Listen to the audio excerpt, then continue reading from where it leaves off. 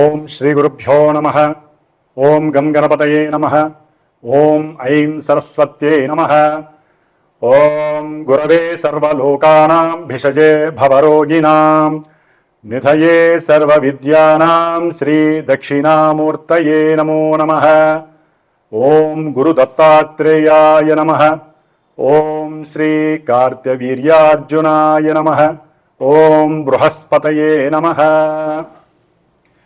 జ్ఞానసిద్ధిని వీక్షిస్తున్నటువంటి భక్త ప్రేక్షకులందరికీ కూడా ఆదిత్యాది నవగ్రహ అనుకూలముతో పాటుగా పార్వతీ పరమేశ్వరులు మరియు గురు దత్తాత్రేయ స్వామి దక్షిణామూర్తి అనుగ్రహం కలగాలని, మరి మనకి ఇప్పుడు ప్రస్తుత గోచారంలో ఈ అక్టోబర్ 18వ తేదీ నుండి కర్కాటక రాశిలోకి పునర్వసు నక్షత్రంలో సొంత నక్షత్రంలో సమస్త దేవతలకి శుభాల్ని గురువుగా ఇచ్చేటటువంటి ఆ బృహస్పతి, అట్లాగే ఈ మానవ ప్రపంచంలో సమస్త శుభకార్యాలకు అధిపతి, సమస్త శుభాలను ఇచ్చేటటువంటి వృద్ధి కార్యక్రమాలను చేపట్టేటటువంటి ఆ యొక్క గురువు అనగా బృహస్పతి గ్రహము తన యొక్క స్థితిని గతిని మిథున రాశిలో నుండి సొంత నక్షత్రంలో ఉండి మిత్ర రాశి అయినటువంటి కర్కాటక రాశి, అది కూడా బృహస్పతికి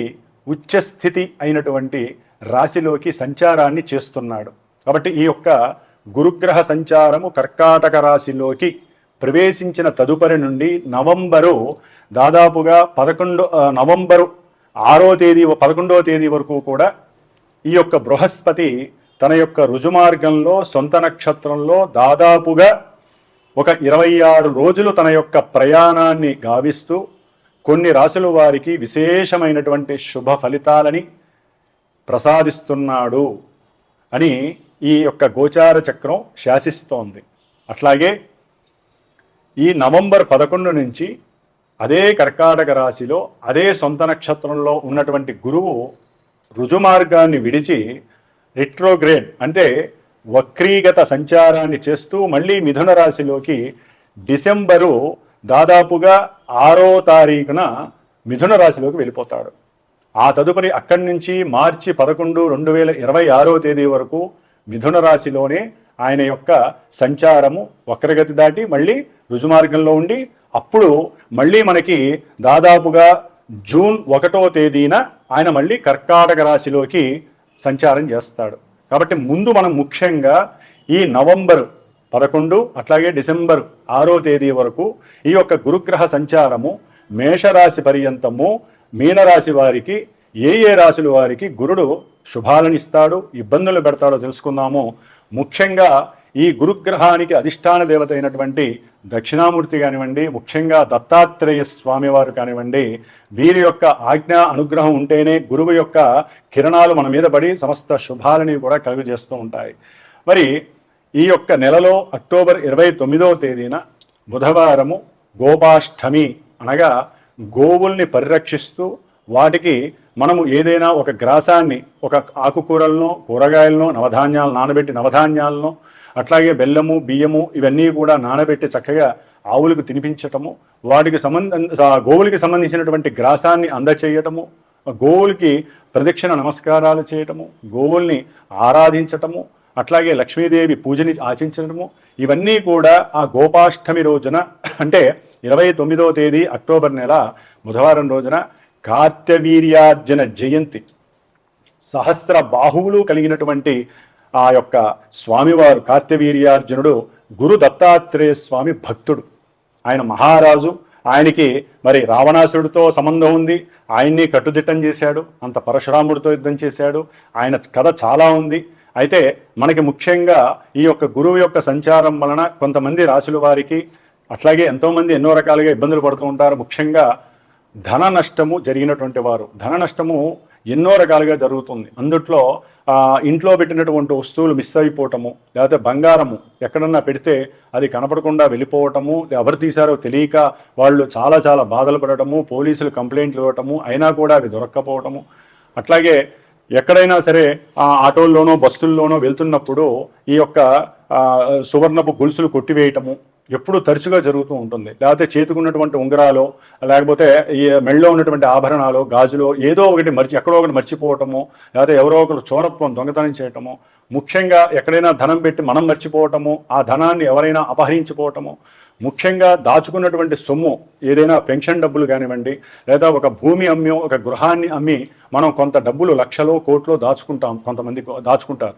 ఆ దాచుకున్నటువంటి సొమ్ము ఆశపడి ఎవరైనా ఆ సమయానికి, ఎందుకంటే డబ్బు ఎక్కడైతే ఉంటుందో, బంగారం ఎక్కడైతే ఉంటుందో దానికి పరిమరాలు వెదిలేటటువంటి సువాసన శక్తి ఉంటుంది. మనకి తెలియదు కానీ దొంగలికి బాగా తెలుస్తుంది ఆ యొక్క వాసన. ఏది ధనము వాసన, అట్లాగే వెండి బంగారపు వాసన.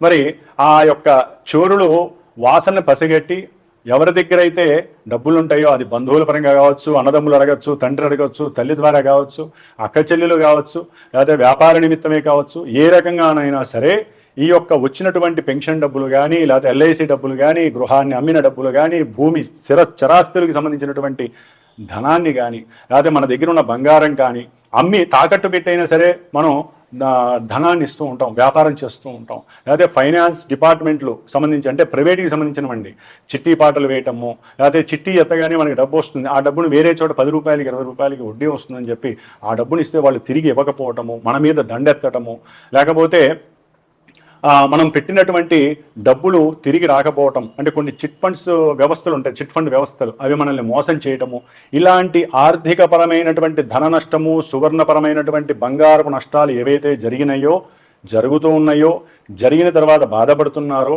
వారందరికీ ఇది ఒక సువర్ణ అవకాశము. అంటే నష్టధన ప్రాప్తి కలిగేటటువంటి సమయంగా భావించండి.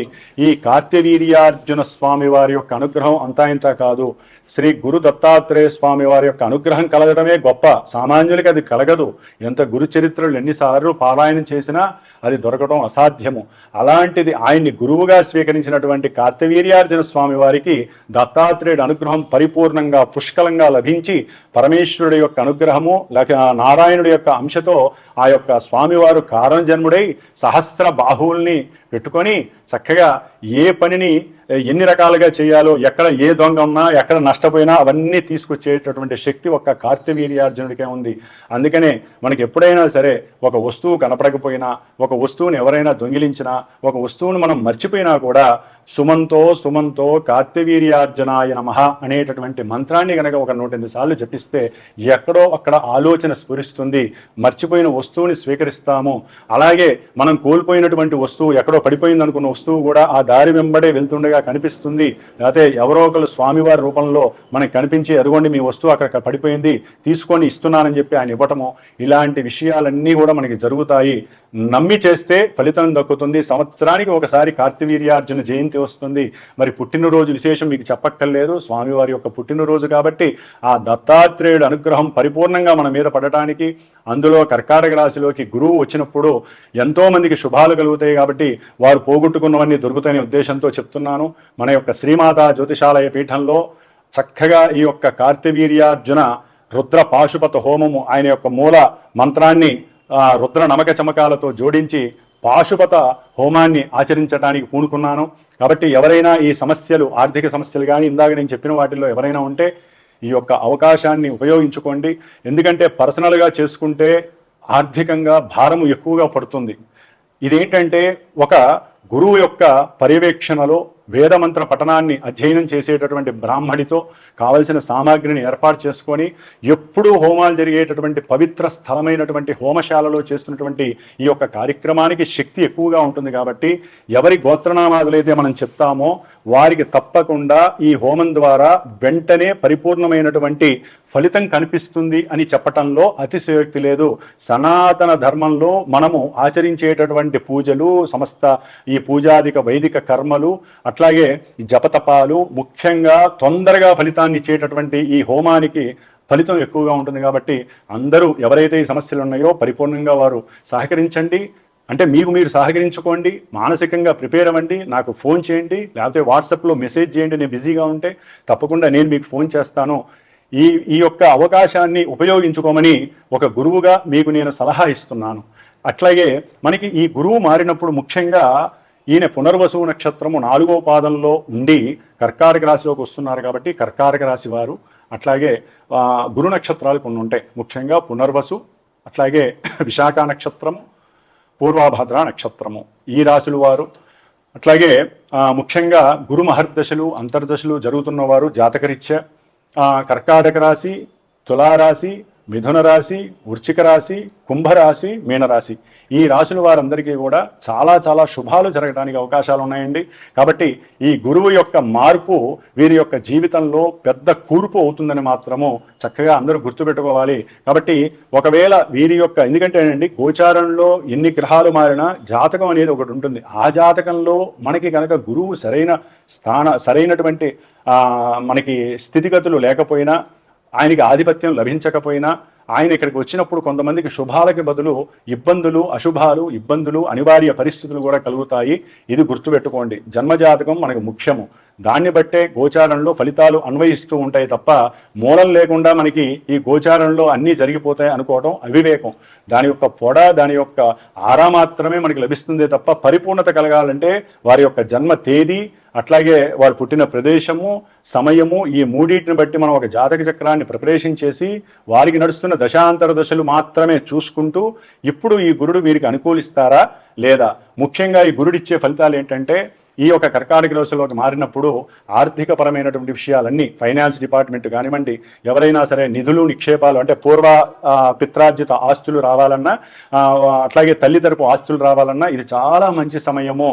అట్లాగే ఎవరైనా గృహపరమైనటువంటి మార్పులు జరగాలన్నా, అంటే పెద్ద ఇంటికి వెళ్ళాలని, అంటే అద్దెపరంగా వెళ్ళాలన్నా, సొంతిల్లు కొనుక్కొని వెళ్ళాలన్నా, డబుల్ బెడ్రూమ్ అమ్మేసి ట్రిపుల్ బెడ్రూమ్కి వెళ్ళాలన్నా, విల్లాకి వెళ్ళాలన్నా ఇది చాలా మంచి ముఖ్యమైనటువంటి పరిపూర్ణ సమయము ఈ యొక్క 2 నెలల కాలము. అట్లాగే ముఖ్యంగా హాస్పిటల్స్లో నర్సులు ఉంటారు, వారికి కూడా చాలా విశేషమైనటువంటి ఉద్యోగ పెద్ద అవకాశాలు, లేకపోతే ప్రయత్నం చేస్తున్న వారికి గవర్నమెంట్ ఉద్యోగాలు వచ్చే అవకాశాలు ఉన్నాయి. నావిక అంటే నేవీకి ప్రయత్నం చేస్తున్నటువంటి వారికి, లేకపోతే నేవీలో ఉన్నటువంటి ఉద్యోగస్తులకి ఉన్నతమైనటువంటి ఉద్యోగ మార్పు జరిగి చక్కగా ఆర్థికంగా లాభపడేటటువంటి సమయంగా భావించాలి. అట్లాగే కోర్టులో పనిచేసే న్యాయవాదులు కావచ్చు, న్యాయమూర్తులు కావచ్చు, అట్లాగే న్యాయస్థానానికి సంబంధించి ఎవరైతే పనులు చేస్తూ ఉంటారో వాళ్ళందరూ, ఆడిటర్స్, ముఖ్యంగా చార్టెడ్ అకౌంట్స్కి చాలా ఉపయుక్తమైనటువంటి పరిస్థితి.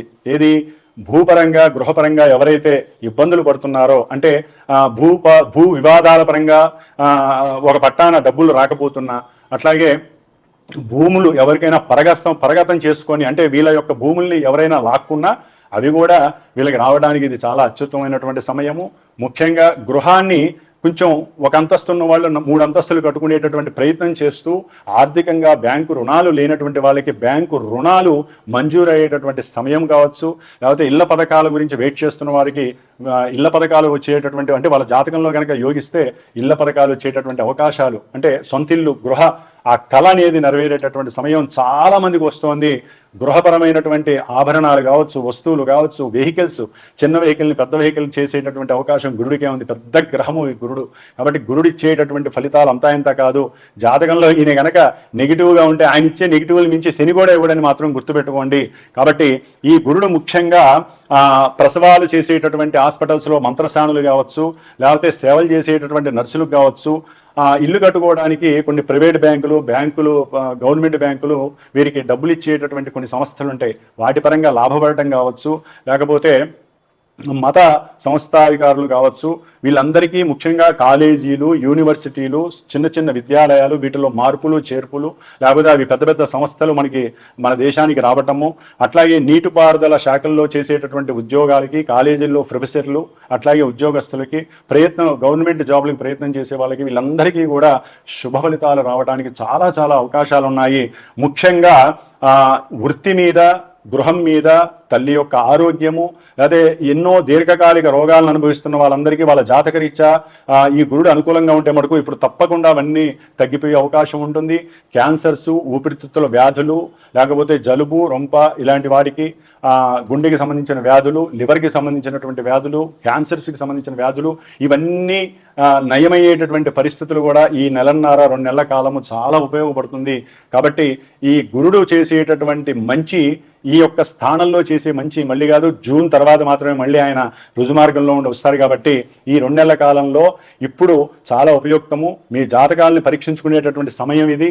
కాబట్టి ఎవరికైనా సరే ఆర్థిక పరంగా, ఉద్యోగ పరంగా, గృహపరంగా, విద్యాపరంగా, ముఖ్యంగా విద్యార్థులు ఎవరైతే ఉన్నతమైనటువంటి దేశాల్లో విద్యకి అనుకూలంగా ఉన్నారో వాళ్ళందరికీ కూడా ఏదో దేశానికి వెళ్ళి చదువుకుంటారు. లేకపోతే ఇప్పుడు ఇబ్బంది పడుతున్నటువంటి అమెరికా లాంటి దేశాల్లో కూడా ఎన్నో ఆర్థిక సమానత్వాలు కలిగి ఉద్యోగాలు లేక బాధపడే వాళ్ళు అక్కడైనా ఉద్యోగం వస్తుంది, లేకపోతే తెగించేసి మన ఇండియాకు వచ్చేసి ఇక్కడైనా సరే మంచి ఉద్యోగాన్ని స్వీకరించేటటువంటి సమయము కొంతమంది జాతకాల్లో చక్కగా కనిపిస్తుంది. కాబట్టి ఏది ఏమైనా సరే ఈ బృహస్పతి చాలా ఆర్థికపరమైనటువంటి లాభాలని కలుగు చేస్తున్నాడు ప్రతి రాశి వాళ్ళకి. ముఖ్యంగా బంగారము, గురుగ్రహం అంటే బంగారం గుర్తు తెచ్చుకోండి.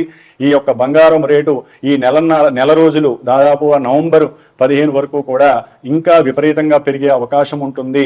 అట్లాగే షేర్స్ అండ్ సెన్సెక్స్ కూడా ఎవరైనా పెట్టు ఉంటే మటుకు వారికి తిరుగులేదు. చాలా అత్యద్భుతమైనటువంటి సెన్సెక్స్ నడుస్తుంది. లాభాలు పెద్ద పెద్ద వ్యాపారస్తులు వాళ్ళు ఉంటారు, వాళ్ళందరికీ కూడా ఎవరైనా సరే 10 రూపాయలు పెడితే 100 రూపాయలు వచ్చే అవకాశము. రియల్ ఎస్టేట్ వ్యాపారులకైతే విశేషమైనటువంటి లాభము, మంచి క్రయ విక్రయాలు జరుగుతాయి. ఎవరైనా భూముల మీద కనుక పెట్టుబడులు పెట్టుంటే ఆ యొక్క ధరలు పెరుగుతాయి, చక్కగా అమ్ముకొని లాభం చేసుకోండి. బంగారం ఎవరి దగ్గరైనా ఉంటే వీలుంటే దాన్ని అమ్ముకొని ఇంకేదైనా ఇల్లు కట్టుకోండి. ఎందుకంటే బంగారం పెరగడమే కానీ తరగదు, కానీ ఒక స్టేజ్ దాటిన తర్వాత ఏ వస్తువు అయినా సరే ఒక స్టేజ్ దాటి పెరగదు. కాబట్టి ఆ అవకాశాన్ని యూజ్ చేసుకోండి. బంగారం కొనేవాళ్ళు కొంచెం ఆలోచించండి, దొంగలు కూడా పెరుగుతారు, కొంచెం ఆలోచించుకోనండి, ఉన్నదాన్ని కాపాడుకోండి. వీలుంటే బ్యాంకుల్లో పెట్టిన బంగారాన్ని తెచ్చుకొని చక్కగా వేసుకోండి. లక్ష్మీ అనుగ్రహం పరిపూర్ణంగా కలిగేటటువంటి సమయం. కాబట్టి ఈ యొక్క కార్తవీర్యార్జున గురించి ఎందుకు చెప్తున్నానంటే ఆయన సహస్ర బాహువులతో ఎటువంటి కార్యక్రమాన్నైనా సరే మనకి లభింపజేస్తాడు. కాబట్టి ఇటు దశాంతరదశల పరంగా, జాతక పరంగా, ఇప్పుడు గోచారంలో గురువు ఇచ్చేటటువంటి శుభ ఫలితాలని అందరూ యూజ్ చేసుకోండి. ఏదేమైనా సరే 27వ తారీఖు లోపల, అక్టోబర్ 27 లోపల నాకు ఎవరైతే ఫోన్ చేస్తారో, ఎవరైతే ఈ కార్యక్రమంలో తమ గోత్రనామాలు ఇచ్చి వారికి జరిగినటువంటి ఇన్సిడెంట్ నాకు చెప్తారో, ఎవరికి ఏం కావాలో అవన్నీ నేను హోమంలో చెప్పి, మీరు ఏ ప్రదేశంలో ఉన్నా సరే, ఏ దేశంలో ఉన్నా సరే, ఏ రాష్ట్రంలో ఉన్నా, ఏ ప్రదేశంలో ఉన్నా, మీ అందరి బదులు నేను చక్కగా ఉండి చేసి ఆ వీడియో మీకు పంపిస్తాను. దానికి సంబంధించినటువంటి భస్మ ప్రసాదం మీకు అందజేస్తాను, ఆ కంకణం మీకు ఇస్తాను. ఆ భస్మమే మీకు లక్ష్మీ కటాక్షాన్ని మీ ఇంటికి చేరుస్తుందని నమ్మండి.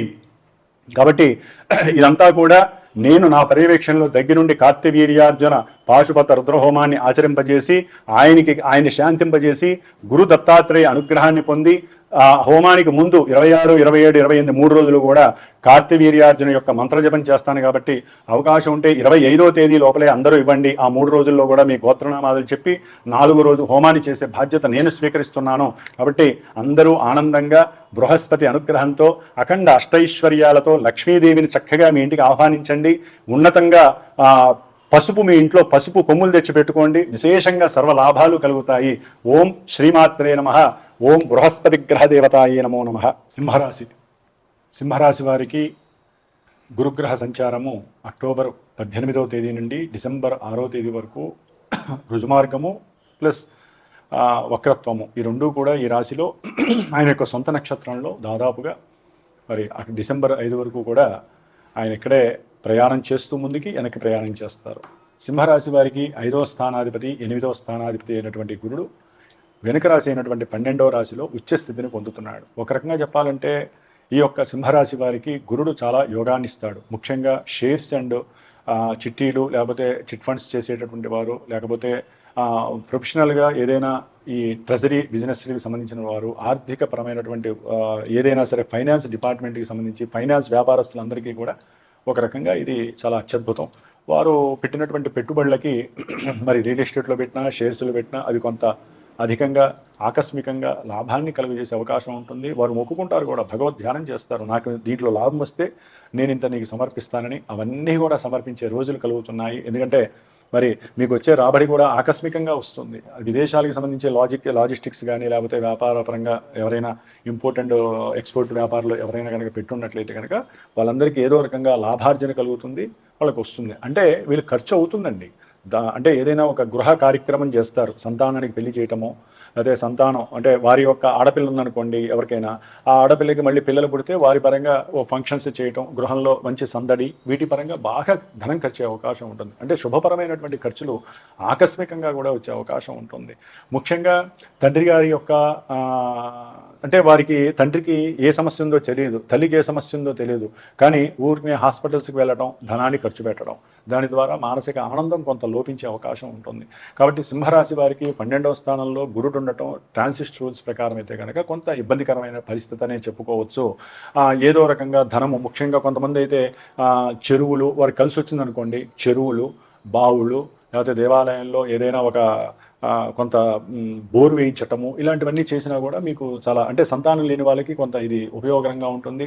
కొంతమందికి ఎల్ఐసీలు, ఇన్సూరెన్స్లు వీటి ద్వారా డబ్బు వచ్చినా సరే కొంత ధనాన్ని దేవాలయాలకో లేకపోతే చారిటబుల్ ట్రస్టులకో ఖర్చు పెట్టండి. ముఖ్యంగా సింహరాశి వారికి మరి గురుడు 12లో ఉండడం అంత మంచిది కాదు కాబట్టి రేపు జరిగే కార్తవీర్యార్జున స్వామి వారి యొక్క హోమంలో పాల్గొనండి. మీరు ఏదైనా ధనాన్ని కనుక పొందే అవకాశాలు ఉండి రాలేకపోతున్నా, లేకపోతే మీకు ఇంత డబ్బు వస్తుంది దాన్ని ఖర్చు పెట్టాలనుకున్నా, ఇవన్నీ రావడానికి మరి గురువు యొక్క అనుగ్రహం ఉండాలి. ఆయన 12లో ఉన్నాడు. చాలా ఎంత ప్రయత్నం చేసినా కూడా రాబడి బదులు పోబడి అవుతూ ఉంటుంది. కాబట్టి మీలాంటి వాళ్ళు కూడా సింహరాశి వాళ్ళు కంపల్సరీ కార్యక్రమంలో మీరు పాల్గొనే అవకాశం తీసుకోండి. మీ గోత్రనామాలు నాకు తెలియజేయండి, నేను చేసి మీకు ప్రసాదం పంపిస్తాను. కాబట్టి కాస్త సింహరాశి వారికి గురుగ్రహ అనుగ్రహం కోసం మీరు ఏం చేస్తారంటే ఒక పసుపు కొమ్మును తీసి దాన్ని ఒక 3 ముక్కలుగా చేసి, అంటే పచ్చి పసుపు దొరుకుతుందండి, 3 ముక్కలు చేసి దాన్ని పసుపు క్లాత్లో 3 ముళ్ళు వేసి ఆ 3 ముళ్ళకి సంబంధించింది మీరు ఇంటి ముందు పెడితే కనుక రావాల్సిన ధనము రావడానికి ఇది ఒక చిన్న రెమెనీగా భావించండి. ఎందుకంటే ఈ పసుపు కొమ్ము కానీ పసుపు క్లాత్ కానీ గురువుకి సంబంధించింది. మీరు మనస్ఫూర్తిగా ఒక గురువారం పూట ప్రాతకాలం 6 నుంచి 7 మధ్యలో గురుగ్రహ ధ్యానాన్ని ఓం బృహస్పతయే నమః, ఓం బృహస్పతయే నమః అనే ధ్యానం చేస్తూ ఈ 3 ముళ్ళు వేసి ఇంటి ముందు కట్టండి. దానికి రోజు ధూపం వేయండి. రావాల్సిన ధనం వస్తుంది. సంతాన యోగ్యం లేని వాళ్ళకి సంతానం కలుగుతుంది. కొంచెం భయపడేటటువంటి వాళ్ళకి, రియల్ ఎస్టేట్లో డబ్బు పెట్టాం వస్తుందో రాదని భయపడే వాళ్ళకి ఉన్నటువంటి రేట్లు పెరిగి వాళ్ళకి ధనం కూడా లభించే అవకాశం ఉంటుంది. ఏదేమైనా కూడా సింహరాశి వారికి దైవానుగ్రహం కంపల్సరీ ఉండాలి. మీరు ఇలాంటి హోమంలో పాల్గొనే అవకాశం తీసుకోండి. అట్లాగే తప్పనిసరిగా దత్తాత్రేయుడిని లేకపోతే గురుగ్రహానికి సంబంధించినటువంటి జపం చేయండి. దానం చేయకూడదండి. అంటే శనగలు శివుడికి నైవేద్యం పెట్టి చక్కగా నలుగురికి పంచిపెట్టండి, కానీ శనగలు దానం చేయటం ఇలాంటివి చేయకూడదు. అవసరమైతే గురుగ్రహానికి జపం చేయించుకొని, జాతకరీత్యా కూడా ఏదైనా దోషం ఉన్నా కూడా వెళ్ళిపోతుంది. కాబట్టి ఆ జపతపాల ద్వారా మీరు మీ యొక్క యోగాన్ని పునరుద్ధరింపజేసుకునే అవకాశం తీసుకోండి. ఓం బృహస్పతయే నమః.